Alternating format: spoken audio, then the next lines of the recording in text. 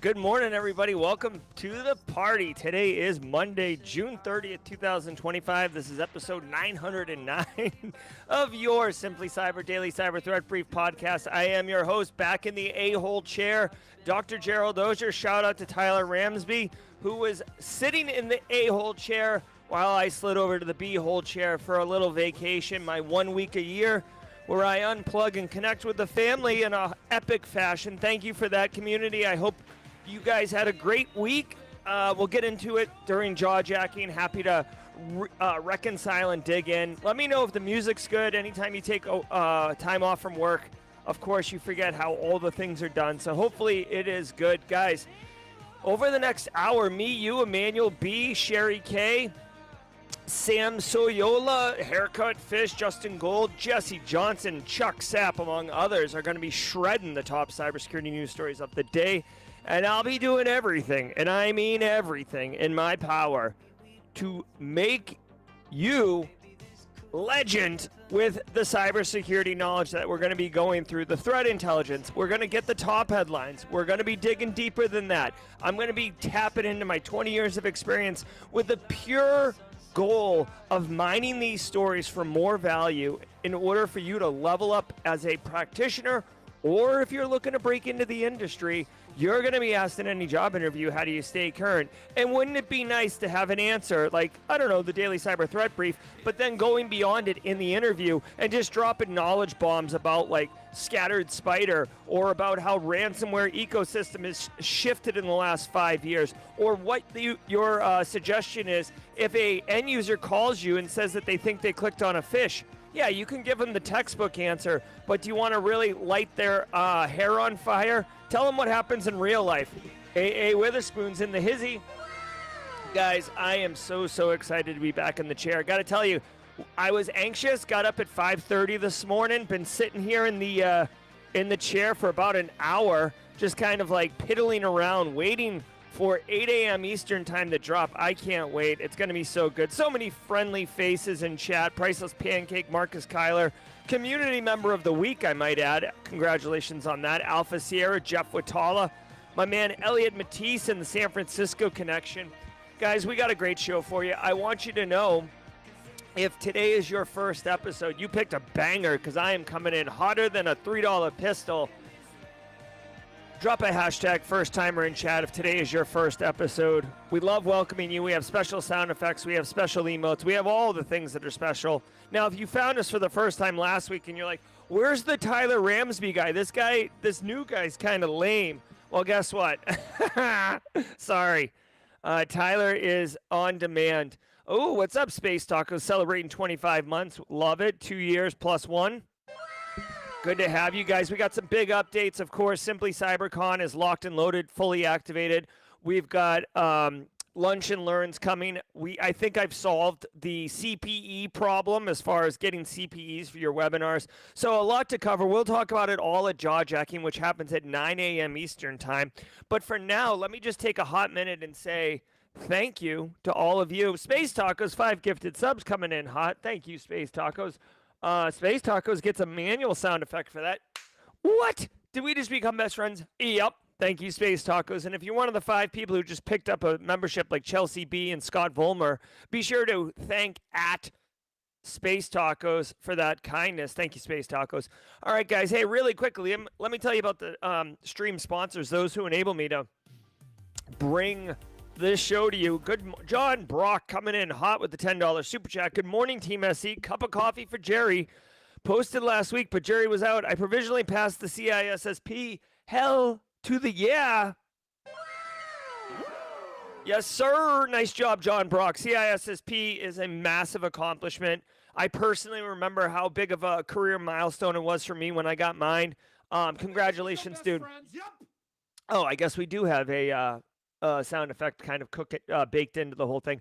Also, quick, since we're here, And I know a lot of people have a lot of great news to share, but really quick, our very own community member, Poner Joe, who runs the CTF monthly for our community, got hired as a pen tester while I was out. And I just want to officially say congratulations, Poner Joe. I love it, love it, love it, guys. Love this community. Love all the hard work everyone's putting in. And just want everyone to know things like John Brock getting CISP and Poner Joe getting a job as a pen tester. These are inspiring stories. You are inspiring people, and thank you. Thank you very much for inspiring. Now, I also want to say thank you very much to the stream sponsors, starting with Barricade Cyber. Now, you might think I'm talking about Fortify 365, but wait. I want to tell you that in 3 days on July 3rd, Eric Taylor is launching a new monthly activity. So I will be sharing these as they come out instead of the Fortify 365. Guys, if you are looking to learn about ransomware, but not just like academically speaking, but in real time, as far as current updates, Barricade Cyber is starting to do this monthly activity. Like Barricade Cyber is going to be covering ransomware happenings from the month prior, to include active threat actor groups, some statistics, and some stories of like real life on what you need to know. So basically, if you would like to stay current on specifically the ransomware threat actor scene and understand what it looks like in practice dealing with these threat actors and the nuances of their TTPs, come check this out. I'm going to drop a link below. This is July 3rd at 1 p.m. Eastern time. So that is going to be Thursday at 1 p.m. Let me see. Barricade, ransomware. All right. There you go. Go check that out. Silver indeed, congratulations. It looks like a wrecking ball moment, so silver indeed. Awesome, congratulations, love that. Hey mods, if you can you drop what silver indeed did in mod chat? I'd love to see myself. I also want to say shout out to Antisyphon Training. Antisyphon Training is disrupting the traditional cybersecurity training industry by offering high quality, cutting edge education to everyone. And I want you to know another banger coming at you July 9th. July 9th at noon. So this is Tuesday at noon. Anticast Attacking AI with Jason Haddix. This guy right here, Jason Haddix, he's a friggin' awesome dude. Legend in our industry, super smart. I think he's part cyborg because he literally is like doing amazing things all the time. I don't think he sleeps. Silver indeed got accepted into the SANS Cyber Academy Scholarship Program. Heck yeah, nicely done.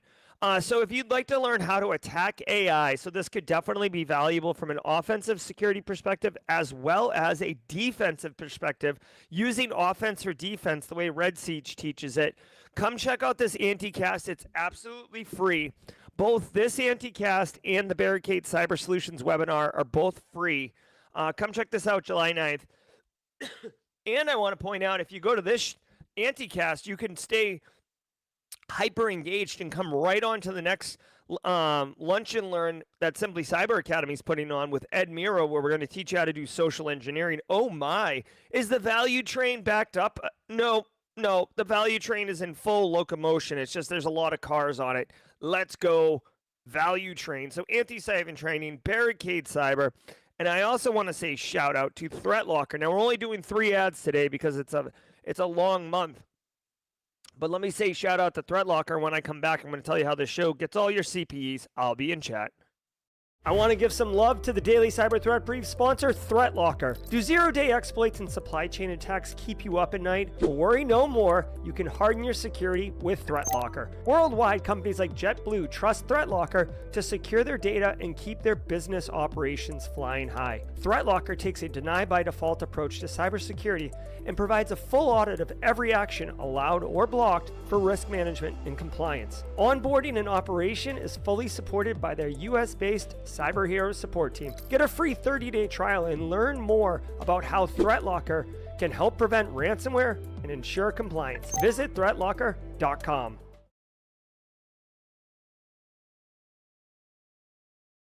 Oh yeah, oh yeah. And dude, like, should I take another week? Like, I missed being away, but like at the same time, I leave and like K. Scott Powell's getting jobs, Poner Joe's getting jobs. There's wrecking balls coming around all over the place. It's like straight chaos up in this piece, and I love it.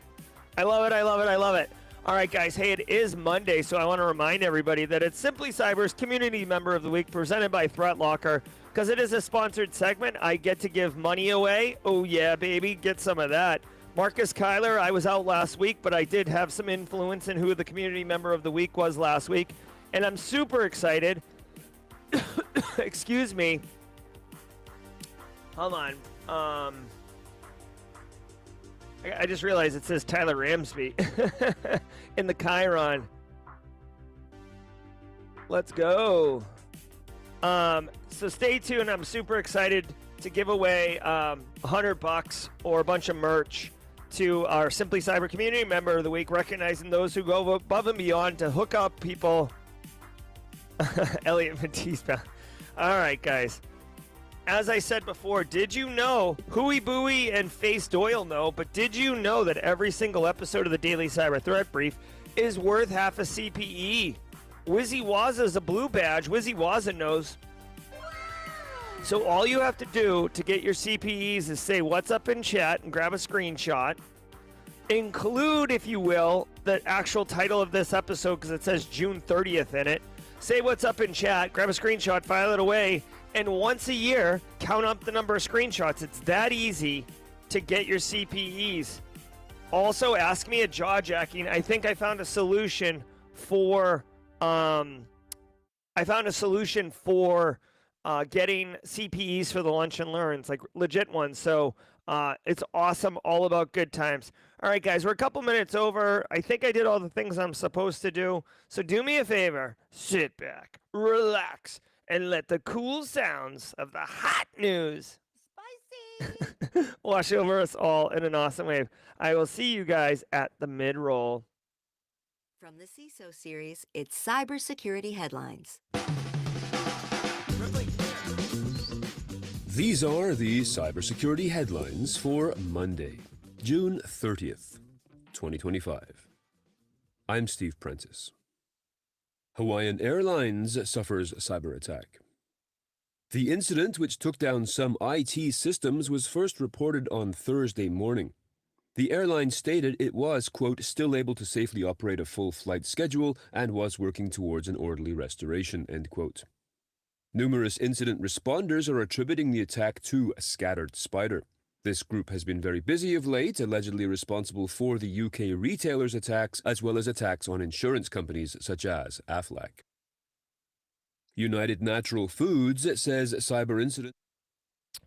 Okay, so scattered spider, I actually did see some threat intelligence that suggested that scattered spider was targeting transportation industry and retail. So scattered spider, very, very good. In not good like they're bad people, but like as far as like their effectiveness goes, very effective ransomware threat actor group. They're the ones who have a couple initial attack vectors or initial like TTPs for initial infection, but they are known notably for calling help desk and getting credentials that way. Social engineering end users, not end users, help desk staff, scaring help desk staff. Remember, for a second here, like if someone calls help desk and they've used open source intelligence to find out who the person is on the other line, you don't have to pretend to be the boss. You don't have to be like, hey, this is Bill Gates, I'd like my Microsoft account reset. They can say, hey, is this like, I don't know, Karen Smith? And they're like, yes, this is Karen Smith. What can I do for you? I'm help desk. And they're like, hey, Karen Smith, I'm well aware that you live at this address and you have these children, and I'm going to hurt them unless you give me the credentials or reset the password for this person. And we can walk through whatever you want to walk through as far as like me proving that I'm this person. But at the end of this call, I'm going to have credentials or you're going to have a personal problem. like these type of threats are scary as F and very effective. Okay, so I don't know how often they're doing that type of fear mongering on help desk, but it has been more than one time, right? So that's their initial attack vector. What I could say is because they are effective, currently, if you work in retail or you work in transportation, and it seems like airlines is like really getting targeted, but it's not exclusively airlines. Yeah, initial vectors, business email, compromise, FedEx says, thank you. So here's the deal, okay? Number one, if you're an MSP or an MSSP, be mindful if your clients do fall into this industry vertical because there's an increase in activity, especially from this particular group. Now, if you can implement good practices from help desk, right? If you I don't want to say disable, but if you put in automated processes and technical processes that help desk cannot kind of like power through without verification, validation, other people to involve, kind of like two checks, that could help circumvent or thwart this particular attack vector. But that's a lot of work to implement new processes like that on the run. So obviously, there is detection capabilities. If a threat actor says reset my account, my name is Kathy Chambers, reset my account.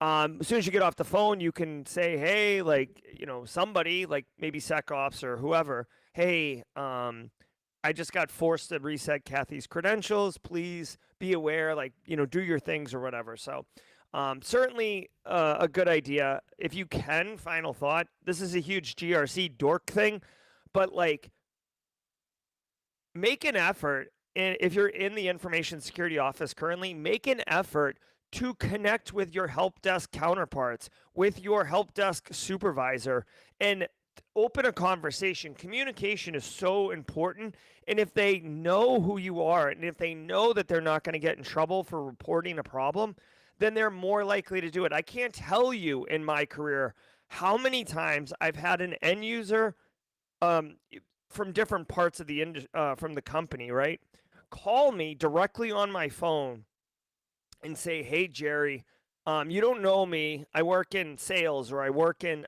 even IT. And I think I just fell for a fish. Like, I just saw something weird happen. I don't know what the problem is, but like, I don't know, but I wanted to tell you.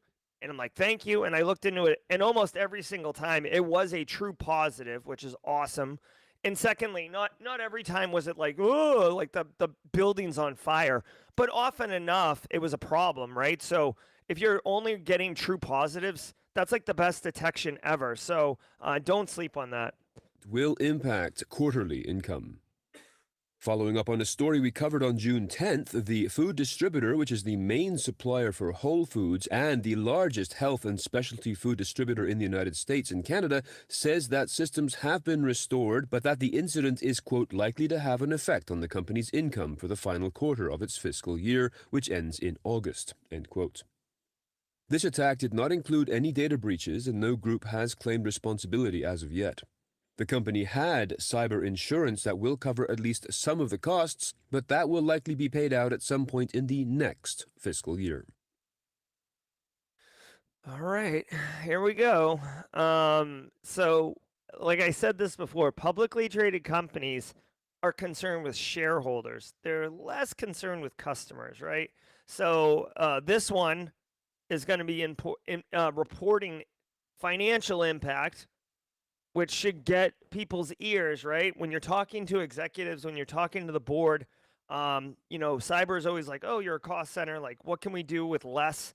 Well, now this is like an F around and find out kind of situation, because I don't know what United Natural Foods was doing from an InfoSec perspective, but now whatever amount of money they're going to lose looks like probably a lot more than what they were asked to invest in cybersecurity. I'm making a guess. Okay. But some of my guests, I feel pretty confident in my predictions. In fact, I actually saw one of my predictions I made a few weeks ago come to life yesterday or Friday, asked me at jaw jacking. Has to do with a politician that announced their retirement to align with the passing of or not passing, whatever. All right. The company safely restored core systems that customers and suppliers use for electronic ordering. So basically, we're back up and running. 10 days for most digital systems that companies use to restore to some extent. All right. So this company posted $8 billion in sales last quarter. Holy jeez. So they're a $32 billion company. And to say, so here's the big keyword. If you didn't know, let me like, I guess the more you know, kind of teach you something. Cause I did work in, I originally got started in cybersecurity through, Sarbanes-Oxley auditing and IT auditing. And you're like doing a lot of work with like the financial auditors when you're doing that type of work, excuse me. If you see this word material, this is the key word. If a publicly traded company discloses a material breach, that's the key word to indicate that this is substantial. And if they were to not report it, they could get into serious problems with the SEC, and likely criminal charges. So material is the key word. And like, you don't want to, if you own shares in that company, you do not want to see material impact. That's a really bad one. They also didn't give you the actual metrics for what they can expect from a material impact, but definitely someone got their butt chewed out, I guarantee you. And it makes sense, right? This is why freaking manufacturing companies get targeted all day, every day. It's very easy to impact their financials if you stop the manufacturing process. If they don't make product, they can't ship product, they can't sell product. So there's a direct correlation between like hours of downtime and lost revenue. And threat actors know that. Threat actors are not stupid. They're not living in a basement. They're actually quite brilliant. And they know that it's easy for cyber to make that case to the business, or for the business to understand, hey, listen, how long is it going to take us to recover? It's going to take 2 weeks. How long does it take us if we pay the threat actors to get the decryption keys? It takes us 1 day. Okay, like, easy calculus. The threat actors are asking for $100,000. We're literally losing $100,000 a day. This is an $8 billion a quarter company, right? I mean, just do the math really quickly. 12 weeks in a quarter, $8 billion. They're literally making like $0.75 billion or $750 million. They're making $750 million a month, which means they're making about $200 million a week, which means they're making roughly $30 million a day? Are you kidding me? Dude, if a threat actor asks for $100,000, like, in the time it takes this company to read the email, they've lost $100,000. You see what I'm saying? Like the financials. And this is why, again, like just going down a rabbit hole, this is why you have to have real conversations with whether or not to pay the ransom. Because yes, it's altruistic and righteous to be like, oh, we don't support terrorism. Yeah, I get it. But like, if you're going to go out of business because you'll be down so long that you can't make revenue and you can't pay people and you destroy communities because you have to fire everybody because your business goes under, or you could pay $100,000 and not have to lose anything. Everybody, the rational person, makes that choice 100 out of 100 times. All right. Really quickly, CyberPappy asks, what's material impact versus non-material impact? As far as I know, there is not a formula for it, but I would say it's like if you're going to lose like 10% of earnings predicted, would probably be like a good rule of thumb. I'm just going to ask Gemini really quickly. What is a material breach? A material financial impact for a public company. I never saw the formulas. It was always like, oh, like you have to disclose material. Like, yeah, you could see here. I just asked AI really quickly to confirm cyberpapping. It says there's no fixed bright line rule. There's no common quantitative benchmark. But a lot of people would say a misstatement or an omission of 5% or more on net income would be flagged. Okay, so there's no like hard fast rule about it, but like basically, if you're trying to be cute and like hide financial impacts like that, you're going to get screwed. And here's the thing, again, and then I'll move on.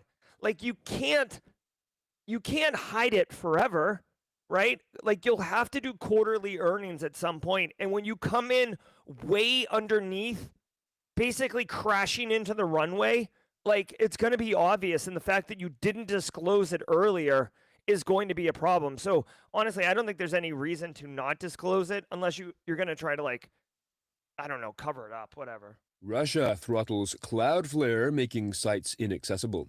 Russian internet service providers have been, quote, throttling access to websites and services protected by Cloudflare, making sites inaccessible from the country, end quote. This has meant that Russian internet users can only download the first 16 kilobytes of any web asset, which is insufficient for most Cloudflare-backed sites. For its part, Cloudflare says it is, quote, in no position to remediate the situation as the throttling is outside its control and there are no effective workarounds or mitigations to address the access problems that it causes, end quote.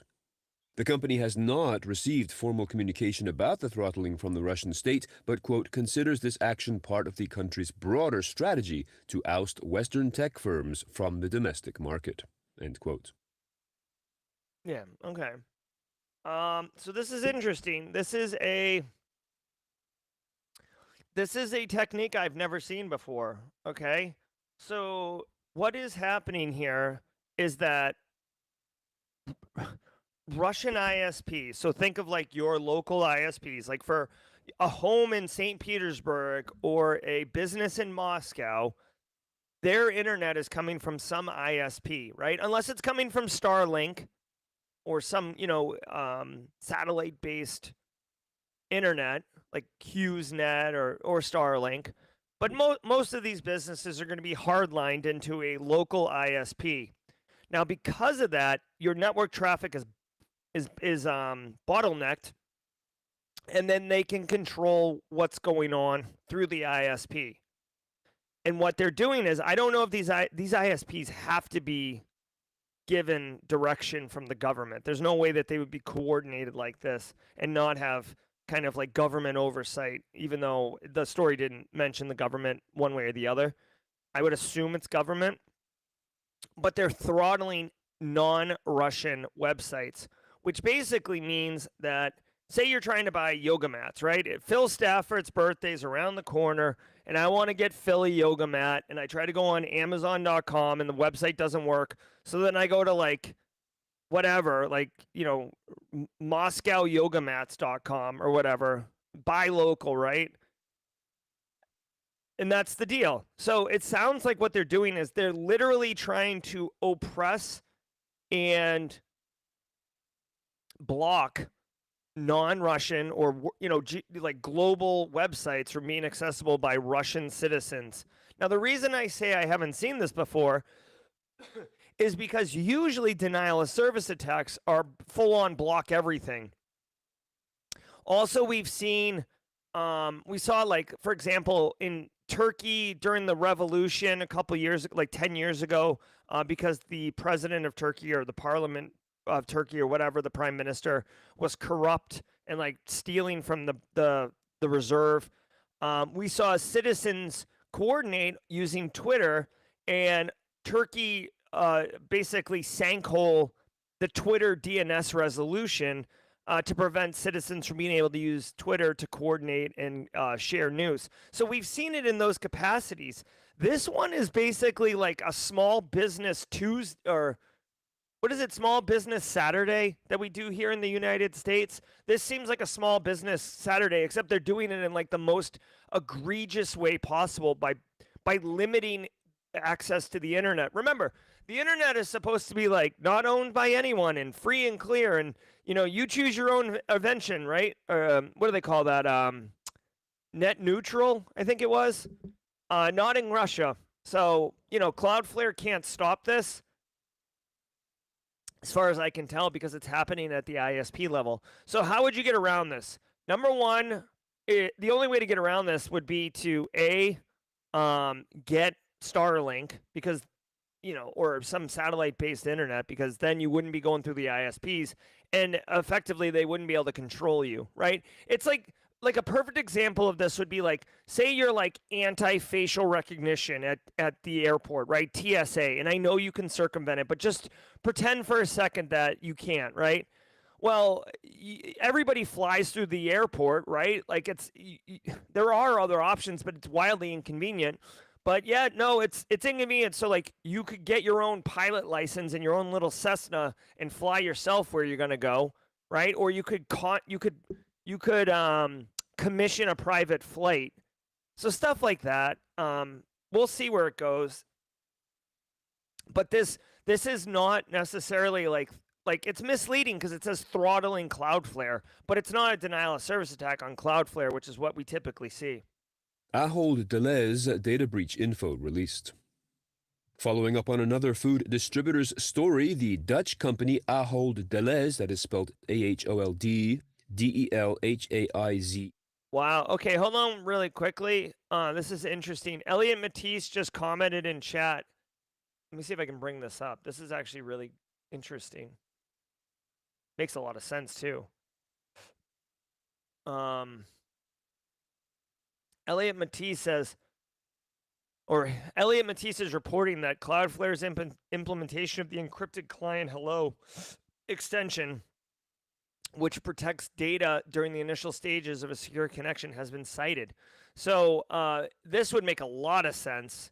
In an authoritative regime, you can do things like China does, where you basically block, full-on block activity, or you can choose this approach where basically if you allow us to look at who you are and what you're doing, then we'll allow it, right? So it sounds like that ECH is maybe not possible on the Russian-based sites or whatever, or Russia's just making a declaration against Cloudflare. I really don't think Cloudflare would change their business model in order to accommodate that, but who knows? Google made some massive accommodations for China to get into that market. So did Meta and Facebook, right? So cash talks, right? Where's my Randy? Straight cash, homie. One of the world's largest food retail chains, is now notifying more than 2 million individuals that their personal, financial, and health information was stolen in the November ransomware attack that impacted its U.S. systems. The multinational retailer, which operates in Europe, the US, and Indonesia, has not named any cybercrime group behind the breach. However, the Inc. ransomware group did mention the company on its dark web portal in April, along with samples of documents allegedly stolen from the company's systems. All right. Hey, really quickly, shout out to Joe Hudson. Joe Hudson's his wife's breakfast sandwich throttled him this morning. Nice job, Mrs. Hudson. Delivering the bacon, egg, and cheese heat to Joe's grill. All right, so here we go. Delhaize, who I've never heard of, not to be confused with Du hast, the German song, the Du hast. Oh, God, that song. For like a hot minute, like industrial German East electronic music was hot for a second, like a wicked second, in the 90s. Yeah, it does look like German Food Line, doesn't it? Is it Food Line? Is this German Food Line? I don't know. Might have a trademark war here. Okay, so I almost wonder if this is going to turn out to be Scattered Spider. This would align with like they've been hitting transportation. They hit the friggin' United Retailer. They've been hitting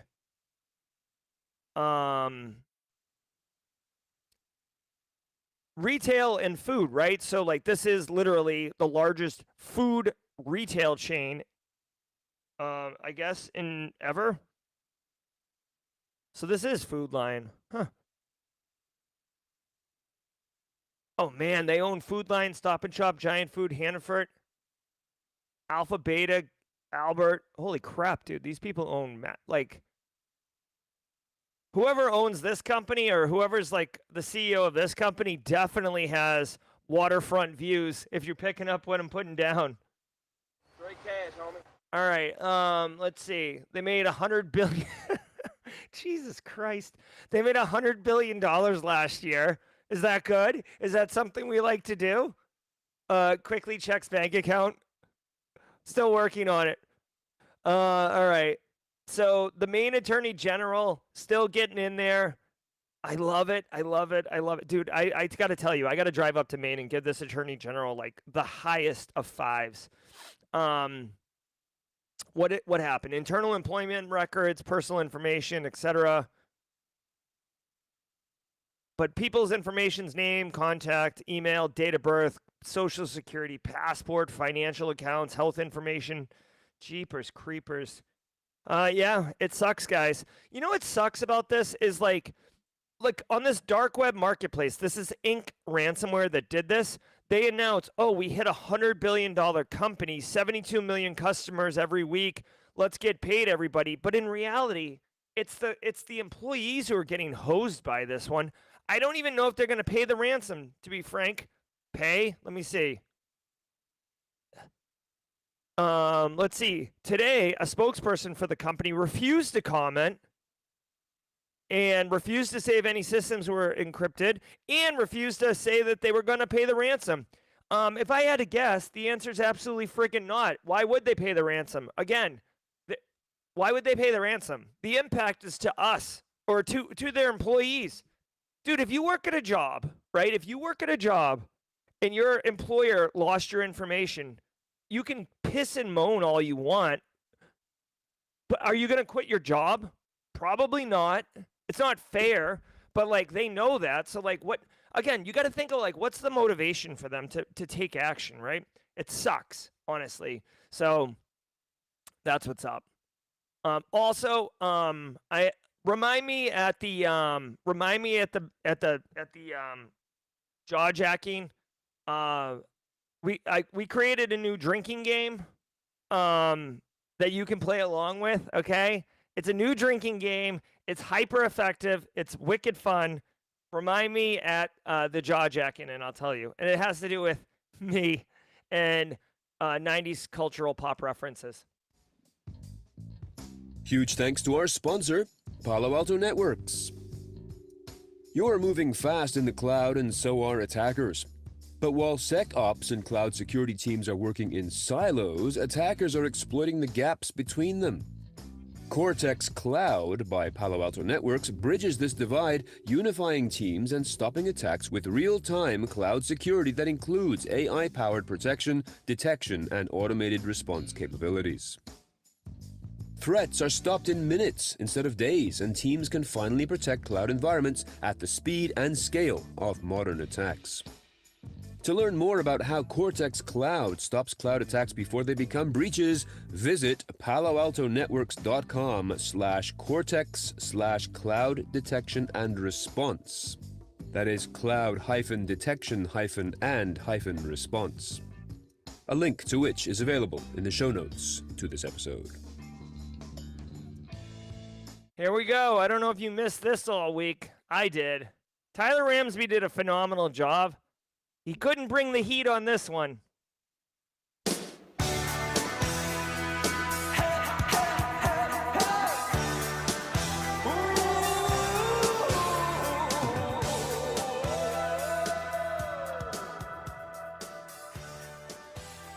All right. Holla, holla, holla, holla, holla. Guys, shout out to all of you. Thank you very much. We're at the mid-roll. Shout out to the stream sponsors, Barricade Cyber, Antisyphon, Threat Locker. All about good times, yo. I got my coffee cup. Sorry, Space Tacos. Not a Team Sippy cup today. Bringing the traditional, just branded coffee cup. Oh my God, guys, missed the show. Super happy to be here.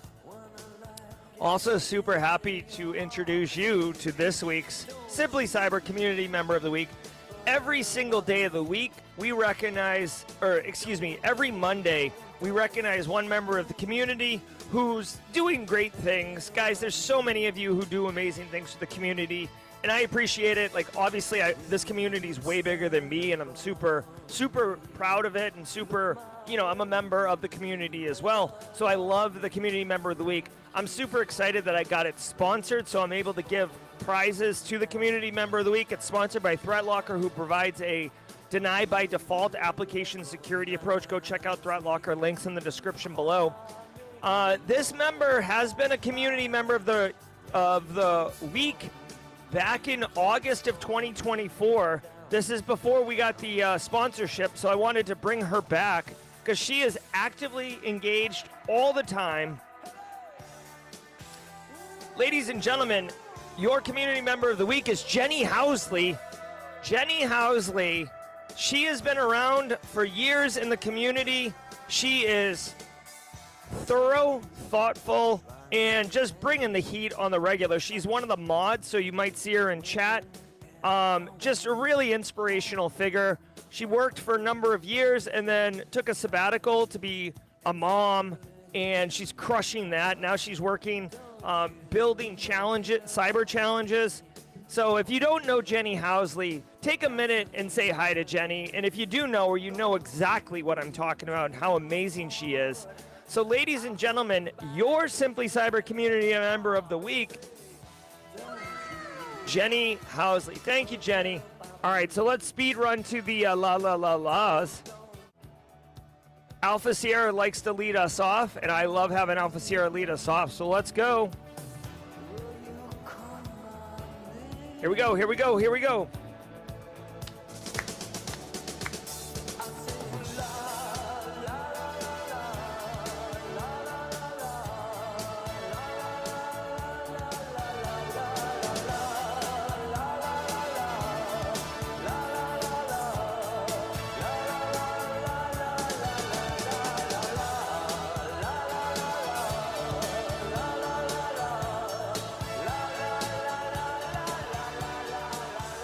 When you walk on by.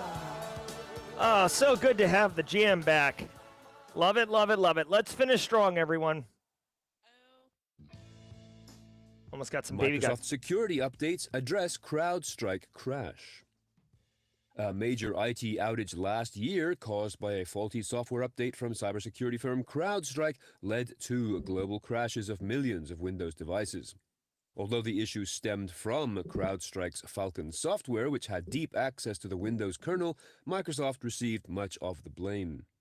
In response, Microsoft has now announced changes to reduce such risks.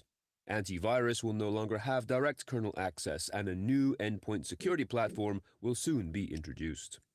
This platform will require security updates from third-party vendors to pass through extensive testing and review before deployment to Windows systems worldwide. Ugh. FBI. All right. Sometimes the medicine is worse than the problem, right? We use radiation to burn out cancer.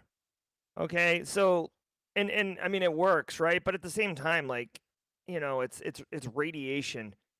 This right here is very similar. So this is crazy.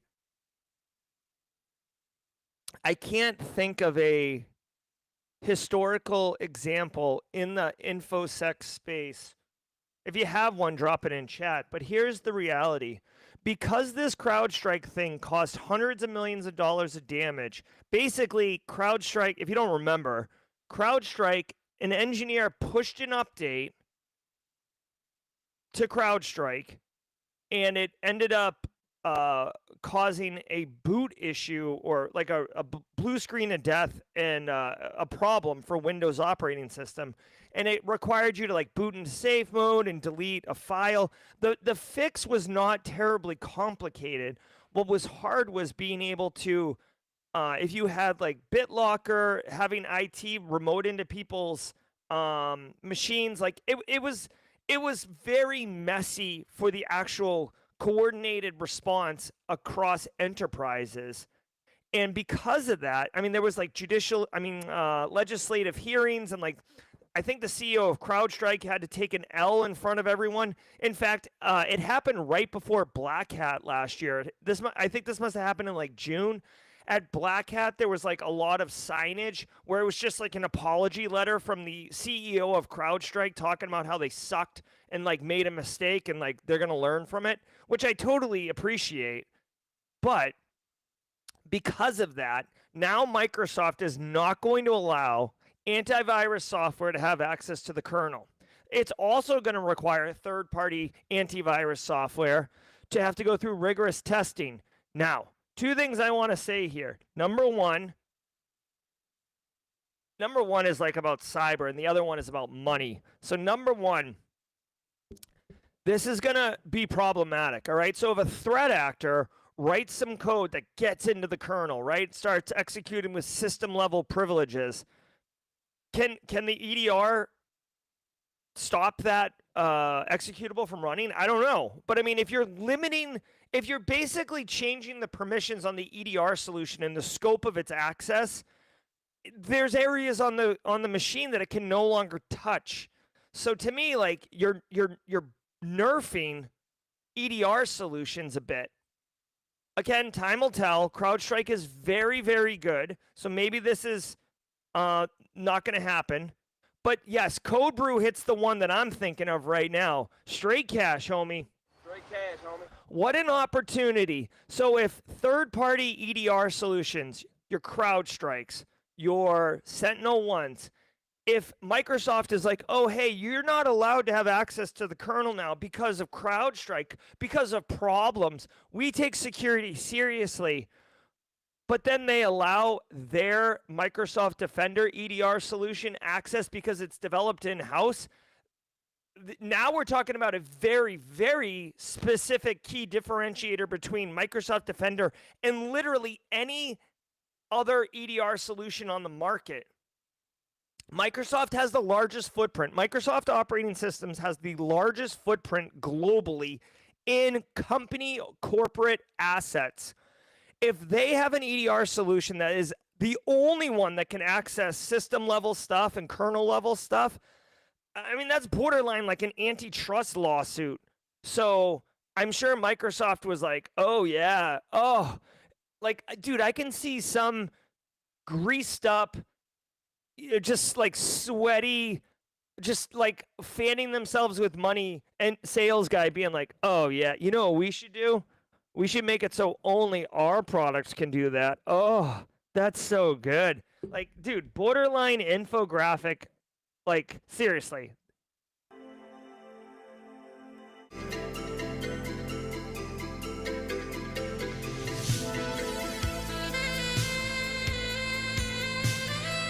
Microsoft is going to make so much friggin' bank off this. It's insane. So anyways, we'll see how it goes. I think long term, this isn't a great strategy. Short term, it's easy. This is easy for lawmakers and business people who don't understand InfoSec to wrap their head around. But long term, this is detrimental to us. FBI warns of social engineering exploiting patients and healthcare providers. The Bureau has issued a warning about criminals posing as health insurers and claims investigators to steal medical and financial data from patients and healthcare providers. They use emails and text to pressure victims into handing over sensitive information or to make payments for fake service overpayments. According to Errol Weiss from Health ISAC, such scams are increasing, often involving impersonation of trusted entities like government agencies or major brands. Criminals use previously leaked personal data, even partial data, to make their schemes more convincing, creating a false sense of trust and legitimacy. Google's emissions... This sucks, man. This sucks, okay? This sucks. Okay, so check it out. The U.S. healthcare system is incredibly complicated. This is why nobody can, like, fix healthcare in one day or whatever. Whatever the promises have been made in the past. This is why, like, Medicare, Medicaid, Obamacare, like, it's why it's all been really, really difficult to remediate. You can point to the problems, but like this model is a hot mess express. Anyways, threat actors are now onto the game, and they are doing social engineering attacks in order to trick victims, like normal people, into giving up their bank accounts and stuff. Listen, if you tell everybody, tell your wife, tell your husband, tell your kids, if there is a text message, it's highly likely it's not legit. Like if a text message says you have an outstanding toll fee, if a text message says you have an outstanding medical bill, it's probably not legit. I get a friggin' text message twice a year from my HOA, and I hate it because it looks so scammy. Okay. So the email is a tougher one, right? Because a lot of people communicate via email now as far as outstanding bills and stuff. What I would say is this is an opportunity to educate your end users if you can, your family if you can. Like the classic one, right? If you can, like, go to the website itself. Don't use the links in the email, right? So if it's like, oh, you owe money to your healthcare provider, click here to pay it. Well, then, like go to your healthcare provider website. A lot of them have like patient portals now. Most of them have patient portals. Log into the patient portal. Look to see if you actually owe money. You know what pisses me off about this one particularly? What pisses me off, and like no one should get robbed, okay? No one should get robbed. Like, I almost want to drop an F-bomb. Like, screw you, criminals, all right? But guess what? This is the world we live in, so fine. But what pisses me off is that, like, this company right here, Hawaiian Airlines, United Natural Foods, okay? I don't want them to get hit, but they're like companies that can absorb some of that hit. They're companies that can account for that. They bake it into their like pricing. This right here, this is like my Aunt Dorothea, who's like on fixed income, like retirement and Social Security, right? People who are older have healthcare problems and recurring things, right? Your pharmaceuticals, right? There's another thing that like, oh, it can't pay for your medicine. Just there you go, you can die. Like the insensitivity of like, oh, Medicare, Medicaid's gonna get cut. Don't worry, everyone dies. Like that kind of insensitivity, it's bullcrap. And then like you're gonna scam like my Aunt Dorothea out of like $2,500, which is like a material amount of money for her or for you. You see what I'm saying? It's like punching a baby and taking their candy. It's like, yeah, you can do that, but like if someone robs the candy store, I'm not happy about it, but I'm like, okay, someone punches a baby and steals the candy from the baby, eat a bag of D's, man. Like, 51% as AI electricity demand counters green efforts. Google's carbon emissions have jumped this number 51% since 2019, largely due to the growing energy demands of artificial intelligence. Despite investments in renewable energy and carbon removal, the company is struggling to reduce from its supply chain those known as Scope 3 emissions. A 27% year-over-year increase in electricity use reflects the rising power needs of data centers that support AI models like Google's Gemini and ChatGPT. Experts warn that AI could push data centers to consume up to 4.5% of global energy by 2030. Google also notes delays in low-carbon energy solutions like small modular reactors, making decarbonization even more difficult. Yeah. All right. Well, welcome to the party, okay? Spicy! Whoops, sorry. Welcome to the party, pal. Here's the reality, okay? Dude, it's capitalism 101, okay? You can look at technological advancements across history and you'll see it.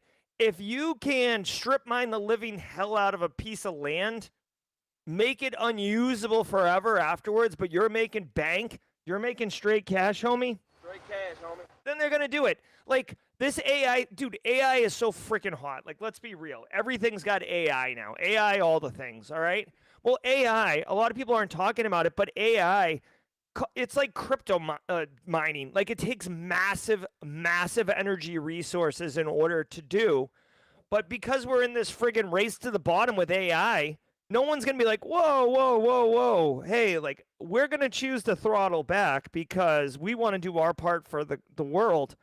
No, because everybody else, the commons, right?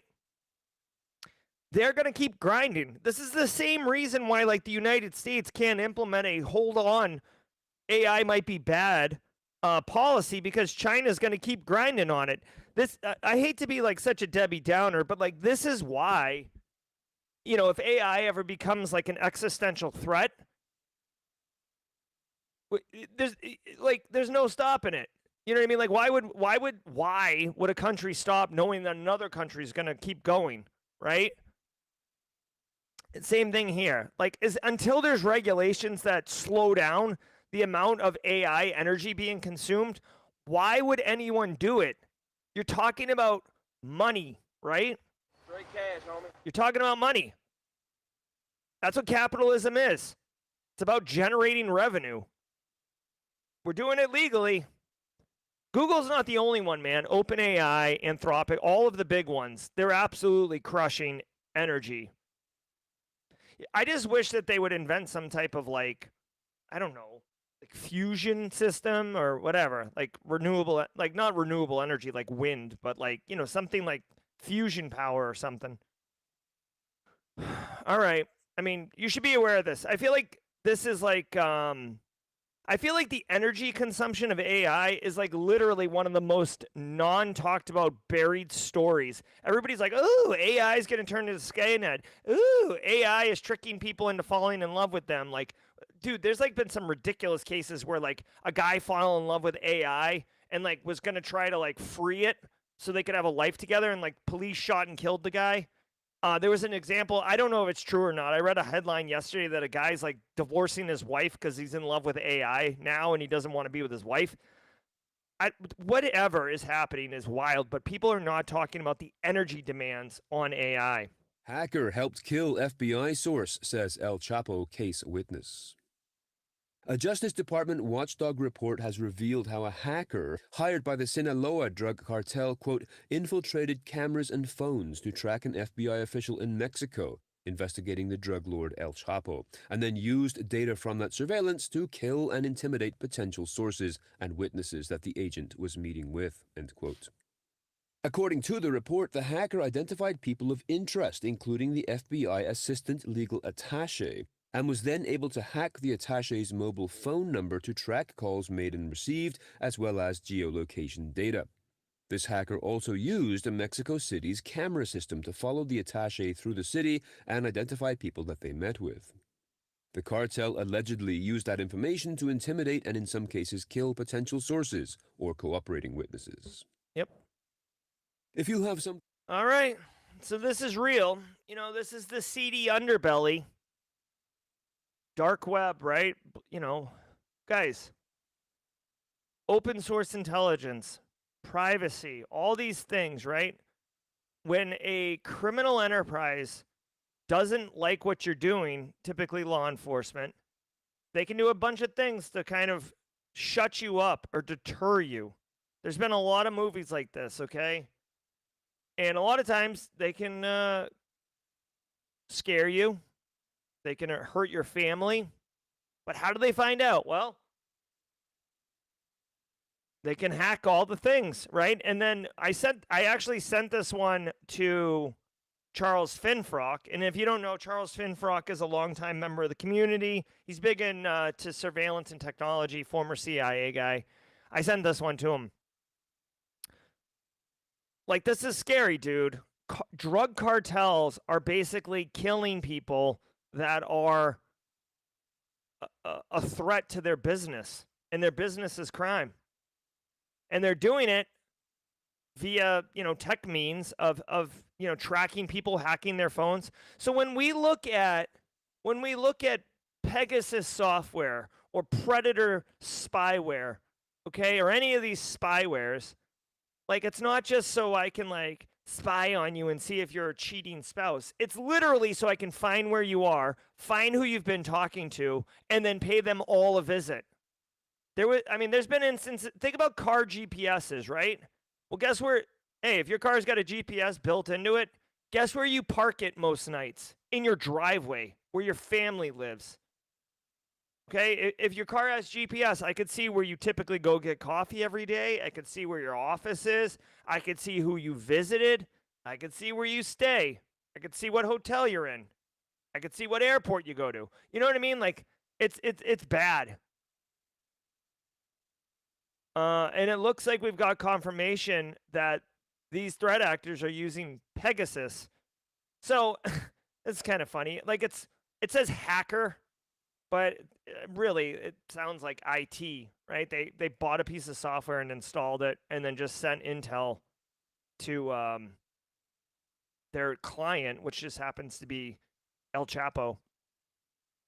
Gross, scary. You know, I could never work in law enforcement. I'll tell you that much. I'm not cut out for it. But you know, this is real. Okay, this is real. And next time, by the way, because I used to be a big my big beef like 1,000 years ago was like, oh, like I've got nothing to hide. Like privacy. Like, why do you need privacy? What are you hiding? Like, I have turned a 180 on that, where like I'm into privacy, right? Like, I'm happy to share information, but like I'm into privacy because I want to control the data. If someone ever gives you like that, oh, privacy, like here's an example where privacy might be useful. So you're not hunted down. Jeepers, man. All right, let's keep cooking.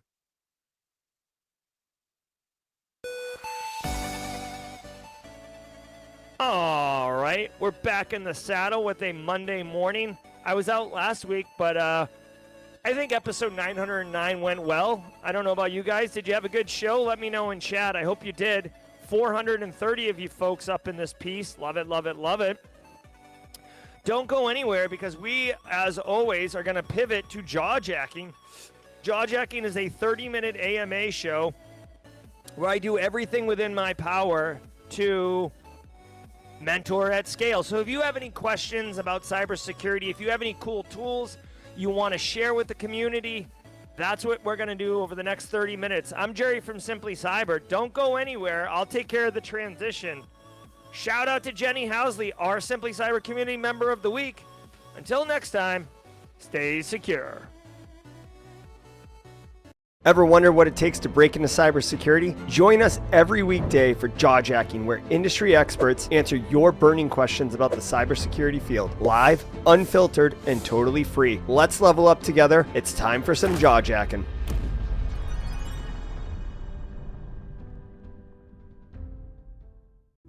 All right, hold on. I got to get the camera. Give me a second. Classic, coming back from vacation. Oh, Jesus. Can you be more full screen than that, Jerry? Jeepers. All right, hold on one second.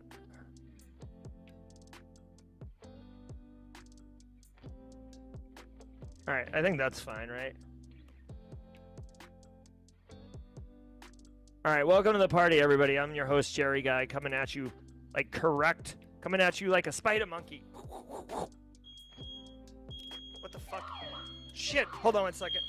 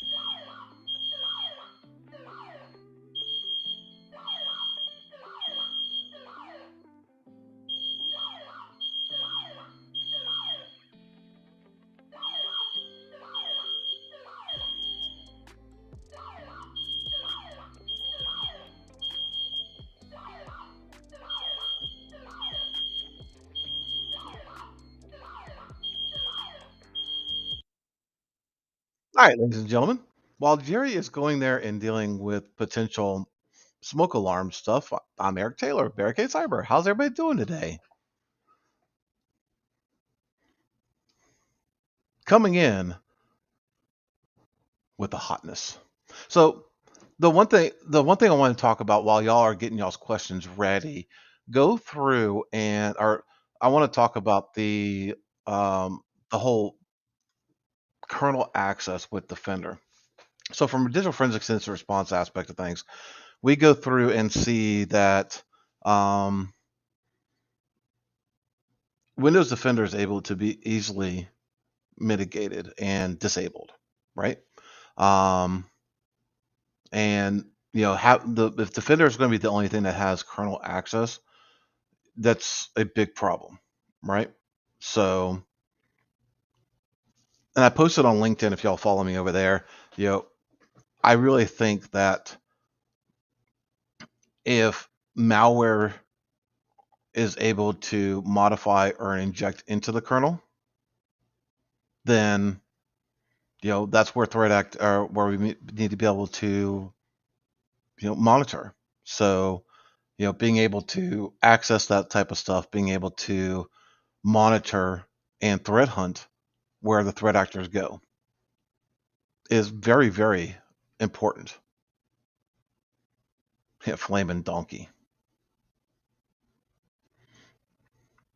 So maybe if Microsoft will go and stop malicious code from it being injected into the kernel, then maybe we can talk about removing the EDRs. How about that? How about fix your code? So, question, can you tell me about this ransomware update? Are you talking about the webinar or the stuff that the ransomware monthly update? Oh, okay. Yeah. So we got so those who don't know, let me bring it up. Let me move this over here. Let me move this here. Looking in the green room, Jerry is still gone. So it's a good thing I kind of jumped in here. So this is where I was talking about maybe Microsoft removes the ability of any form of malicious code being added or injected in the kernel. Then we can address the EDR because the goof cyber council at Geico wants to tout off. So, I went full, what the F. So if you're talking about Ransom Monitor, this is something different, which I don't think you are, but this is kind of where we post, daily updates, weekly updates and stuff like that. So if you're into CTI and you want to know kind of what holistically is going on, then great. Let's see, just youtube.barricade. And if you guys are not subscribed to Barricade Cyber on YouTube, may I suggest you do that? youtube.barricadecyber.com literally comes over to my YouTube page. And I see Jerry in the green room. So Jerry, if you hear me, just pop up in here when situations calm down. I just came in as a DR plan for you. So we're going live in 3 days. This is more for CTI folks that you're asking about. If you want to know, kind of what we see in the ransomware space, things of that nature, it's been asked a couple of times, that we do a monthly thing. So we're listening to the community, things of that nature. So we're going to be doing a monthly update of things like that, right? So again, I see Jerry in the green room. He's probably taking care of some situations.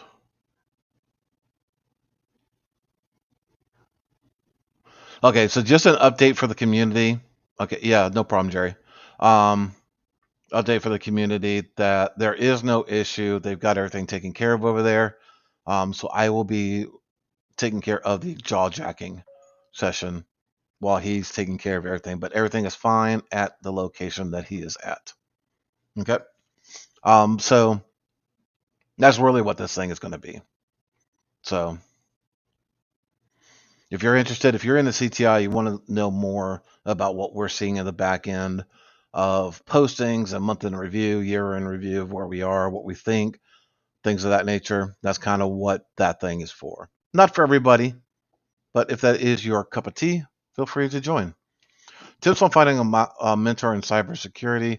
I have my foot in the door, but I want to move forward in my career. Like I said last week, finding someone like Tyler and being able to find someone that has the heart of a teacher is literally what you need to do. And it's going to take some time.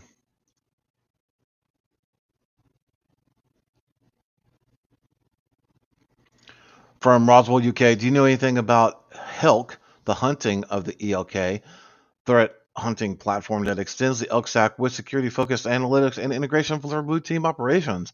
Roswell, UK, I do not know much about the HELK platform, but it does sound very, very interesting. I will put that on my stuff to dig into and learn more about. So thank you for bringing that to my attention. Here's one thing that people need to understand if you're in cybersecurity, in all honesty, that it is hard to keep up with all things, especially when you have a specialization. Even if you're a generalist, like I just handle all things IT, it's hard to keep up. So having people like yourself, Roswell UK, and the rest of you in chat, like, hey, have you seen this? I'm like, no, that looks good. I need to dig into that. From Thomas, I missed the unraveling webinar last week. Is there somewhere I can watch the recording? Thomas, keep a lookout on our social. We will be posting that. I can't remember if we're doing that on our blog page or if I think we are doing it on our blog page, but there'll be some social media postings about that.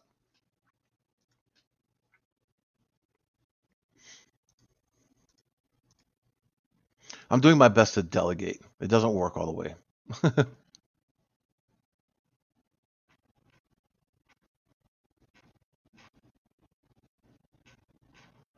Let's see.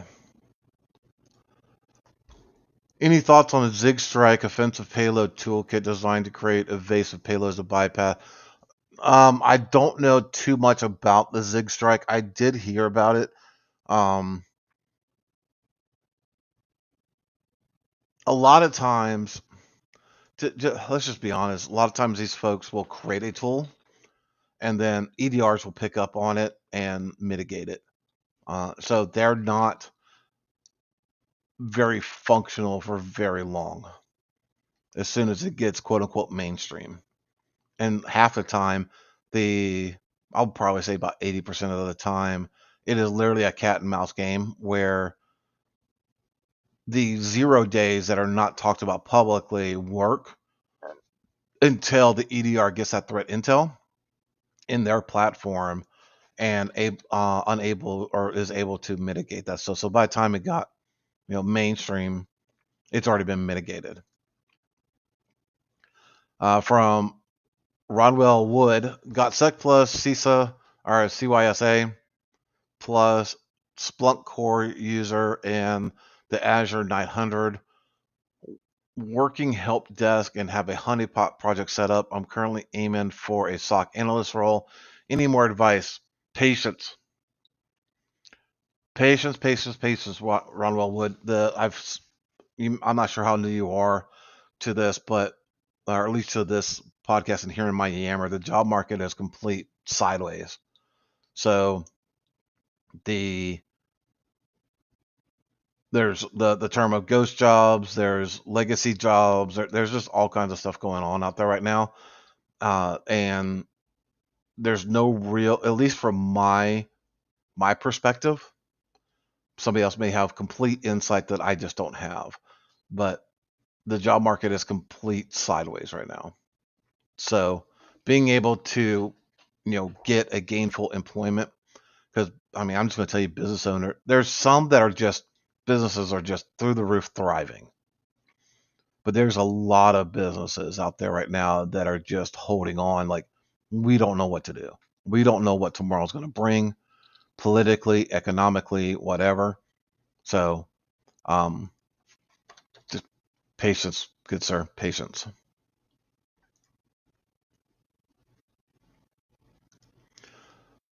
What is this drinking game? Well, I mean, your name is Bruce, so I'm sure you already know what a drinking game is, right? I think so.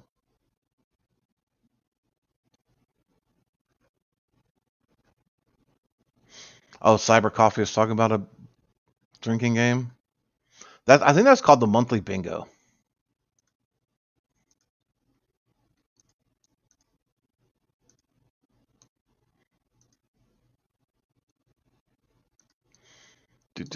I do have disk now that I'm back at my regular server or workstation.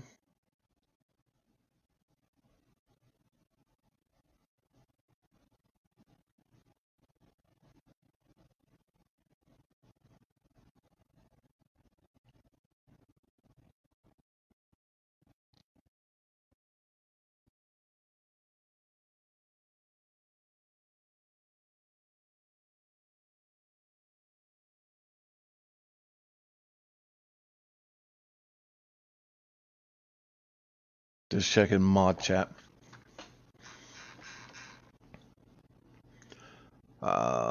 From Josie, I guess. Sorry if I'm butchering your name there. Got my S Plus Amazing. I'm assuming you're referring to Security Plus, and I wanted to go for GRC. What is next? What can I do to get a job in GRC? Um, because you have the Sec Plus. To let's do this together because I'm not exactly sure where this is, but we'll do this together. But Dr. Gerald Auger does have a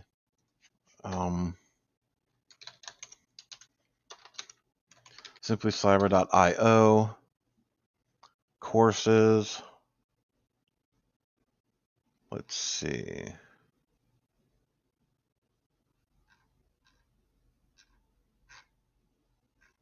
Mods, if y'all have a link to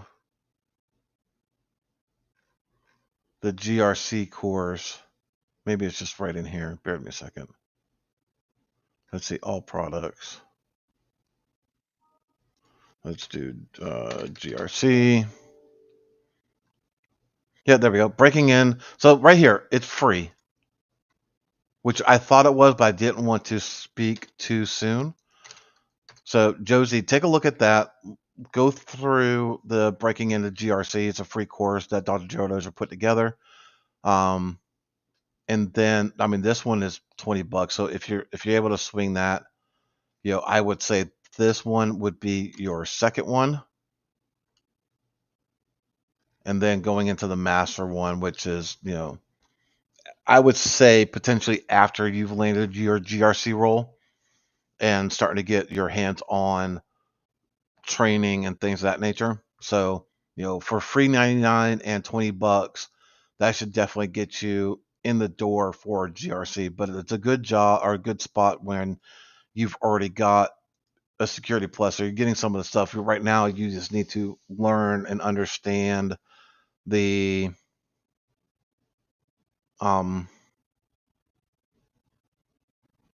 you need to understand different frameworks, how they're applicable to different organizations, things of that nature. So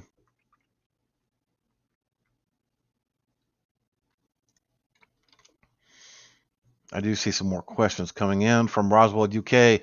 Velociraptor, do you use it or in engagement, or is it more of a teaching tool? I do not use Velociraptor.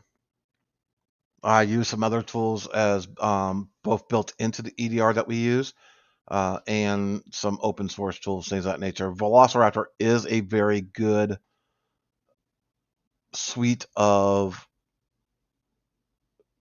tools. I know, I forget Eric, what's that other dude's name? Eric something. that's on here from time to time that runs another SOC class, but I forget his name and company name. I talk about him all the time too. Real good dude, but for some reason I'm drawing a blank. But yeah, I mean, Velociraptor is a very, very good tool.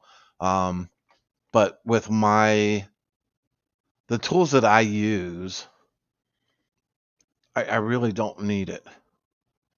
Right? A lot of times Eric Capriano. Thank you, Justin Gold. Eric Capriano.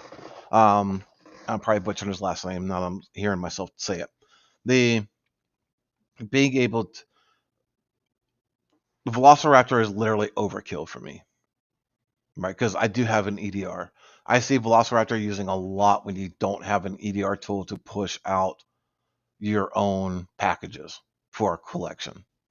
That's really where the rub is, right? So if you have CrowdStrike, SentinelOne, or one of the other EDR tools that allow you to push and run PowerShell commands and stuff like that, then do you really need Velociraptor? I would argumentally say no. But again, I'm not bashing Velociraptor. It is a very, very good tool. But that goes back to one of the things I haven't talked about this in a while, but a lot of things that I advise businesses is when they're looking for they're looking at a new shiny object for a new vendor. Let's just say, we'll take email security.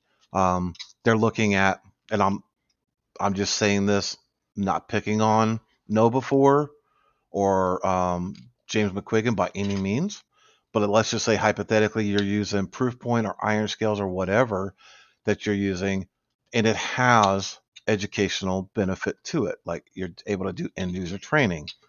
Do you really need to put on another tool when your current tool already does it, but you don't have it configured? That's kind of where the same thing with Velociraptor is for me. Do you really need to inject another tool into your wheelhouse that is kind of defeating the purpose of your primary tooling? Should I learn Velociraptor? Absolutely, I probably should. But the only time it would really come in benefit is if I can't deploy my EDR. But most of the time in engagements when we have, let's say, if there's a competing EDR or they're using the same EDR we use, when we're in an engagement, they allow us to use their EDR. So, again, I'm not opposed to Velociraptor by any means. I think it's a very good tool, and it's very, very useful. But it doesn't work in our specific workflow. Hopefully that answers your question.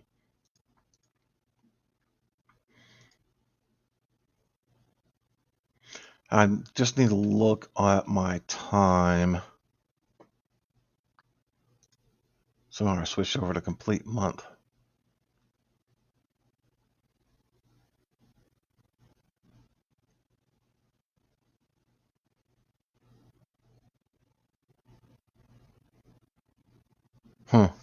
Okay. Just noticed something I need to take a look at.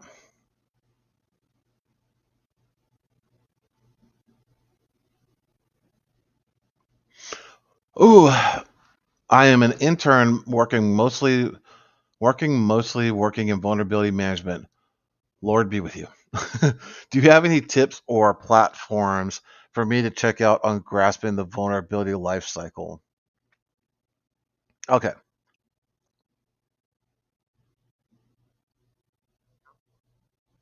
I'll think of properly how to navigate this conversation. So, all right. You're in vulnerability management. You understand what a CVE score is.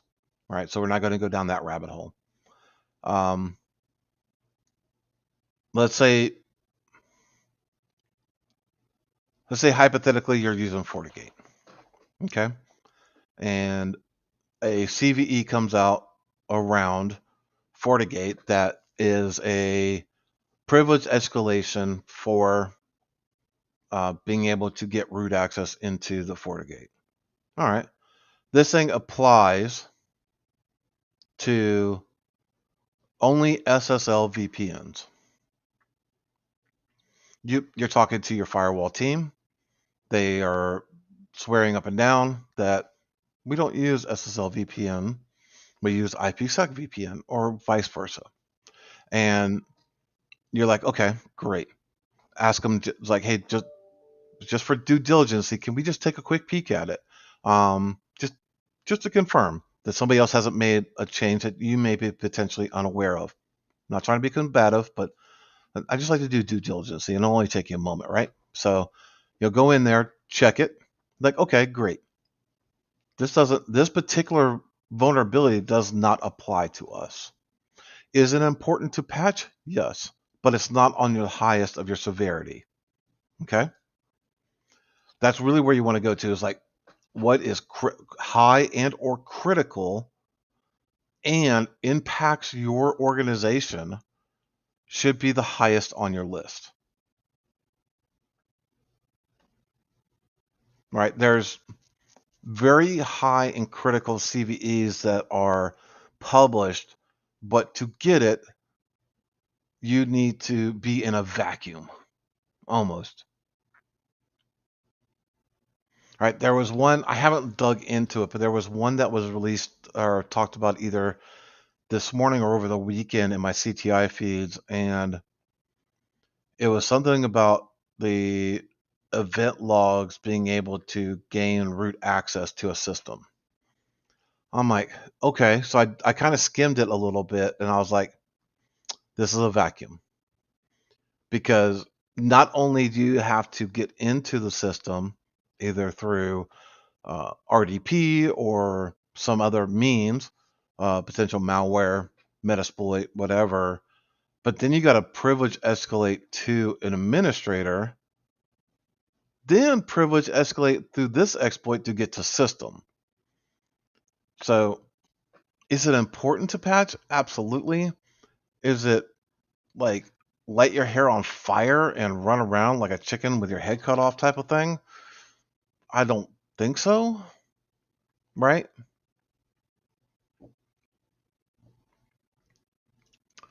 Any portfolio project recommendations to get into GRC from Gabriel Yanger? I would say just go what I said, just go into the break into GRC. See if Jerry talked about it. Jerry will be back tomorrow, so definitely ask your question. In fact, I will screenshot it and put it over in mod chat.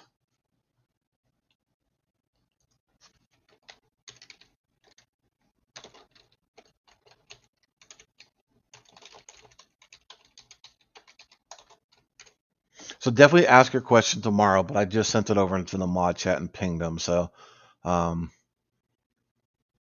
I am not, I'm just not GRC. So.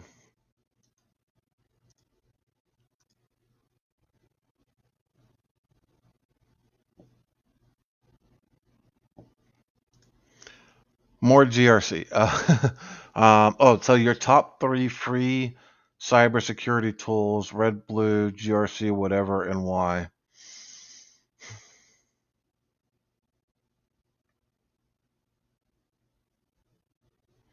Roswell, I unfortunately don't have any free tools. The problem,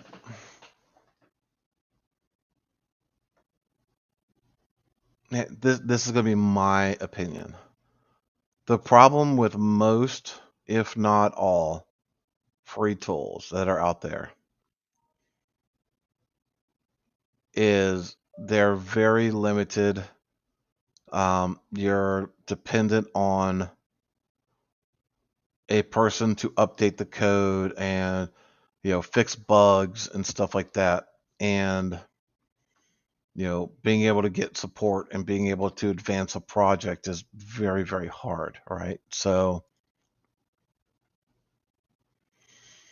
I unfortunately I go with paid tools because I get the support that I need, and most of the time I don't even need support. It's mostly just making sure the program is getting routine updates in a timely manner as technology and APIs and things like that change. So I don't know why my questions aren't being put the question queue. I'm putting the. We're getting there. Did I already answer your question though? I think so. You got to remember that this thing is. Oh, there it is. Okay, yeah.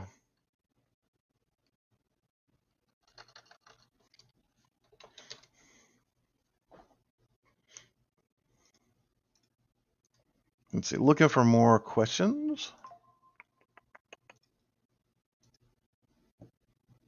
Answer that one. Answer that one. Jess Bishop with always delightful. How are you? I'm doing well.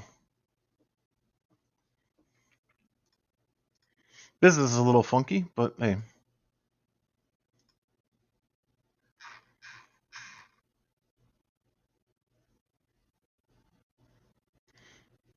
Nobody gave you permission to leave yet. Get back here and sit in your desk.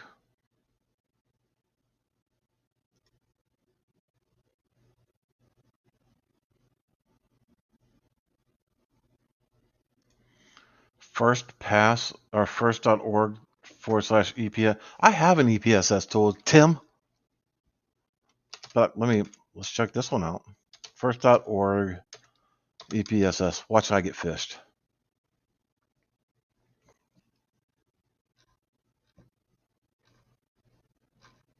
Oh, okay. So this is what Tim Crosby is referring to, just so everybody knows. First.org. So we actually pull in from this as well. So if you go to EPSS tool or EPSS lookup or EPS lookup tool, we pull in from first.org as well. Yeah, their API. So it bundles that with some other stuff as well. So if you haven't heard of EPS lookup, definitely check that out. I do have some updates that I got to do. Kind of with the same thing I was talking about a minute ago. It's dependent on the person to update the stuff. But there's some more features I want to add to it. So I want to add some CVE stuff like if a CVE is being actively exploited by a threat actor or something to that nature, then I want to be able to add that and a couple other things. So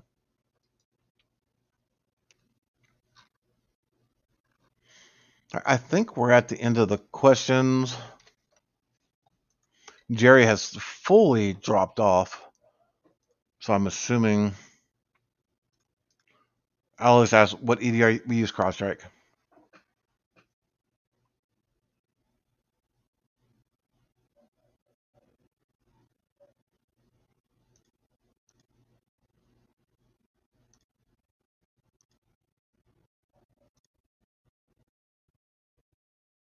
Better question. I'm not going to out you, Jess Bishop, but how are you? Everything okay? Hit me up on LinkedIn. I know we've been having some private conversations about whatever, but I'll pose that back to you. How are you? So I know you were going through some stuff there.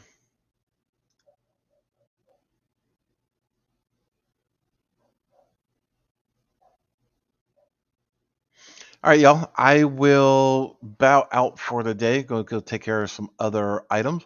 Thank y'all so much for tuning in. I do greatly appreciate it. Thankfully, I was kind of just tuning in, listening in the background because I normally don't. Normally got knee deep in so much other stuff, and kind of heard everything kind of going off. So I'm really glad I was able to jump in and keep the things going. Until next time, ladies and gentlemen, y'all stay curious. There once was a kid whose passwords laid across all sites. They were the same, a criminal, then found their fame by taking that data to go. Soon may a criminal come to steal your pictures and data and run. One day when the crime is done, they'll steal your account and go. Hey everybody, I hope you enjoyed that content. Keep the cybersecurity train going by connecting with the other Simply Cyber community resources. We have the Discord server that's lively and always keeps the conversation going. You can connect with me directly on LinkedIn. And also every single weekday morning on the Simply Cyber channel, we're doing live daily cyber threat briefings, 8 a.m. Eastern Time, as well as Thursday at 4:30 p.m. We're doing live stream interviews with industry experts, and we produce videos that we push out every Wednesday morning. I'm Jerry from Simply Cyber. I hope you enjoyed the content, and we'll see you in the next one.